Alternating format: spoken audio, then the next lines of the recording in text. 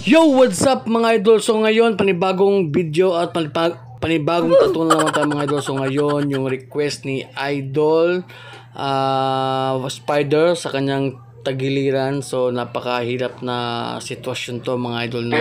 So yun, ito nga pala yung mga needles na gagamitin natin. Dalawang klase yan mga idol, 3RL at saka 11cm. So shout out sa ating sponsor, Big Waps Tattoo at Big Waps Cartridges. So yun, at napaka-relax lang ni Idol Jesse na mula pa ng Bulacau, Cebu. So yun mga idol.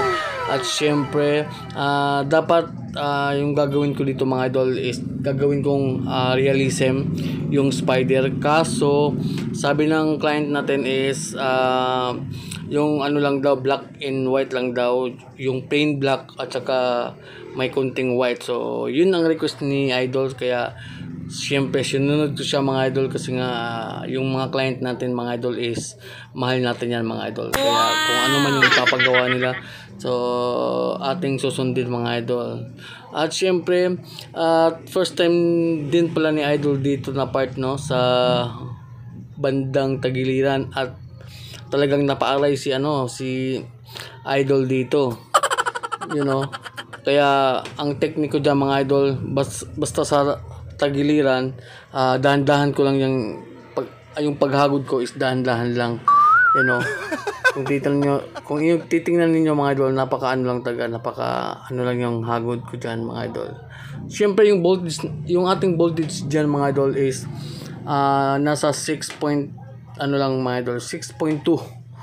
So medyo hindi malakas kasi nga dahan-dahan lang yung ating kamay dyan. So yun nga pala si Idol Jesse na nagmula pa ng Bulacau, no. So after 2 hours mga idol, so yan yung aming final result. So para siyang 3D mga idol, pero yung spider hindi siya realism. Pero it's okay mga idol, kasi yan yung request ng ating client, you know. Pero maganda pa rin mga idol, oh.